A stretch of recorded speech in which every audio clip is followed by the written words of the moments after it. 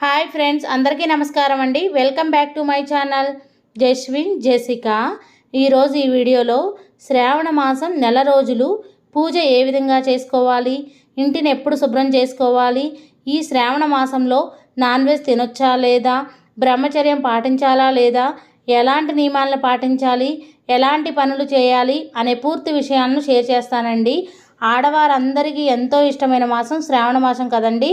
ఈ శ్రావణ మాసంలో ప్రతి ఒక్క ఆడపడుచు కూడా ఇంటినంతటిని కూడా శుభ్రపరుచుకొని లక్ష్మీదేవి అమ్మవారికి ఎంతో భక్తి శ్రద్ధలతో పూజ చేస్తూ ఉంటారు. అలాగే శ్రావణ మాసంలో వచ్చే శుక్రవారాల్లో అమ్మవారిని పూజిస్తే చాలా మంచిది. ఓన్లీ శ్రావణ శుక్రవారాలే కాకుండా శ్రావణ మాసంలో వచ్చే శనివారాలు, సోమవారాలు, మంగళవారాలు అంటే శ్రావణ మంగళవారం రోజున గౌరీదేవిని పూజిస్తారు. ఇవన్నీ కూడా చాలా మంచి రోజులు. శ్రావణ మాసం అంటేనే పండగ వాతావరణం కదండి. అయితే ఈ శ్రావణ మాసం ఎప్పటి నుంచి ప్రారంభమై ఎప్పటి వరకు ఉంటుంది అంటే ఆగస్టు 5 సోమవారం నుంచి సెప్టెంబర్ 3 మంగళవారంతో ముగుస్తుంది. ఈ శ్రావణ మాసం నెల రోజులు కూడా లక్ష్మీదేవి అమ్మవారిని పూజించిన, వ్రతాలు చేసిన చాలా మంచి ఫలితం లభిస్తుందండి. అయితే శ్రావణ మాసం వచ్చేస్తుంది కదండి, ఇంటిని ఎప్పుడు శుభ్రం చేసుకోవాలంటే కొంతమంది అమావాస్య ముందు రోజు చేసుకుంటారు, కొంతమంది అమావాస్య తర్వాత చేసుకుంటారు. అమావాస్య ముందు రోజు శుభ్రం చేసుకునేవారు ఆగస్టు 3వ తారీఖున శుభ్రం చేసుకోవాలి. ఎందుకంటే ఆగస్టు 4వ తారీఖున అమావాస్య తిథి వచ్చింది. ఎట్టి పరిస్థితుల్లో కూడా శుక్రవారం, మంగళవారం రోజుల్లో ఇంటిని శుభ్రం చేసుకోకూడదు. పూజా మందిరాన్ని, పూజా సామాగ్రిని కూడా శుభ్రం చేసుకోకూడదండి. శుక్రవారం, మంగళవారం అమావాస్య ముందు రోజే క్లీన్ చేసుకుంటాం కదా, మరలా క్లీన్ చేసుకోవాలా అంటే అవసరం లేదండి. ఎందుకంటే డీప్ క్లీన్ చేసుకుంటాం కదండి. అమావాస్య తర్వాత ఇల్లు కడగడం కానీ, ఇల్లు తుడుచుకుంటే మంచిది. ఇల్లు ఎప్పుడు శుభ్రం చేసుకోవాలంటే జూలై 31 కానీ, ఆగస్టు 1, ఆగస్టు 3వ తారీఖులో శుభ్రం చేసుకోవచ్చు. ఆగస్టు 2వ తారీఖున శుక్రవారం వచ్చింది కాబట్టి ఇల్లు శుభ్రం చేయకూడదు. దేవుడి మందిరాన్ని, పూజా సామాగ్రి అన్నీ కూడా క్లీన్ చేసుకోవాలండి. గురువారం రోజున నాన్ వెజ్ తిన్నాక పూజా సామాగ్రిని క్లీన్ చేయకూడదు. ముందు రోజే గడపకి పసుపు రాసి కుంకుమ బొట్లు పెట్టి మామిడి ఆకులు కట్టడం వలన ఇంట్లోకి నెగిటివ్ ఎనర్జీ పోయి పాజిటివ్ ఎనర్జీ వస్తుందండి. లక్ష్మీదేవి అమ్మవారు కూడా మన ఇంట్లోకి వస్తారు. శ్రావణ మాసం నెల రోజులు పూజ ఎలా చేయాలంటే మనం రోజు నిత్య పూజ ఎలా చేస్తామో అలానే పూజ చేసుకోవాలండి. కానీ వారంలో వచ్చే సోమ, మంగళ, శుక్ర, శనివారాల్లో ప్రత్యేకంగా పూజ చేసుకోవాలి. మంగళవారం రోజున గౌరీదేవి పూజ చేసుకోవాలండి. సోమవారం రోజున ప్రత్యేకంగా శివయ్యకి పూజ చేసుకొని అమ్మవారికి కూడా పూజ చేసుకోవాలి. శనివారం రోజున వెంకటేశ్వర స్వామికి, అమ్మవారికి ప్రత్యేకంగా పూజ చేసుకోవాలండి.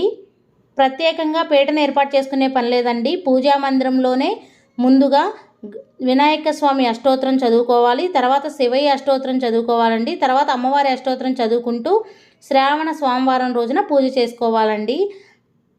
మిగతా రోజుల్లో ఎలా పూజ చేయాలంటే నార్మల్గానే స్నానం చేస్తే సరిపోతుంది. ఇల్లు తుడుచుకోవాలండి.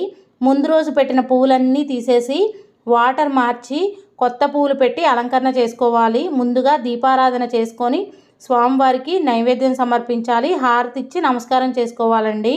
అయితే దీపారాధన ఆవు నెయ్యితో చేస్తే చాలా మంచిది. వినాయక స్వామి అష్టోత్తరం, అమ్మవారి అష్టోత్తరం చదువుకుంటూ పూజ చేసుకోవచ్చండి. అలాగే గోవిందనామాలు కూడా చదువుకుంటే చాలా మంచిది. ప్రతిరోజు మనం లేదా చదువుకోవడమైనా చేయొచ్చండి, లేదా మొబైల్లో వినుకుంటూ కూడా పువ్వులతో, అక్షంతలతో పూజ చేసుకోవచ్చండి. లేదా మీ దగ్గర చిట్టి గాజులు, గవ్వలు, గోమతి చక్రాలు ఉంటే కనుక వీటితో పూజ చేసుకుంటే చాలా మంచిది. శ్రావణ మాసంలో మధ్యలో ఆటంకం వస్తే ఆటంకం తొలగిపోయాక ఇళ్ళన్నీ క్లీన్ చేసుకొని పూజా సామాగ్రి, పూజా మందిరం అంతా క్లీన్ చేసుకొని పూజ చేసుకోవచ్చండి. శ్రావణ మాసంలో నాన్ వెజ్ తినొచ్చా అంటే మేము నెల రోజులు అమ్మవారికి నిష్టగా పూజ చేసుకోవాలి అనుకునే వాళ్ళు నాన్ వెజ్ తినకూడదండి. అలా కాదు, మాకు ఎప్పుడు కుదిరితే అప్పుడు చేసుకుంటాము అనుకునే వాళ్ళు నాన్ వెజ్ తినొచ్చు. అయితే నాన్ వెజ్ తిన్నాక పూజ చేయకూడదండి. నాన్ వెజ్ తినకముందు పూజ చేసుకున్న తర్వాత అప్పుడు నాన్ వెజ్ తినొచ్చు. అప్పుడు నాన్ వెజ్ తిన్నాక సాయంత్రం వేళలో పూజ చేసుకోకూడదండి. అమ్మవారికి నెల రోజులు కూడా నిష్ఠతో పూజ చేసుకోవాలి అనుకునే వాళ్ళు తప్పకుండా బ్రహ్మచర్యం పాటించాలి. శుక్రవారం రోజున, శనివారం రోజున ఉపవాసం ఉంటే చాలా మంచిదండి. పూజ చేసుకునేంత వరకు ఉపవాసం ఉండి మధ్యాహ్నం భోజనం చేసి సాయంత్రం టిఫిన్ చేస్తే సరిపోతుంది.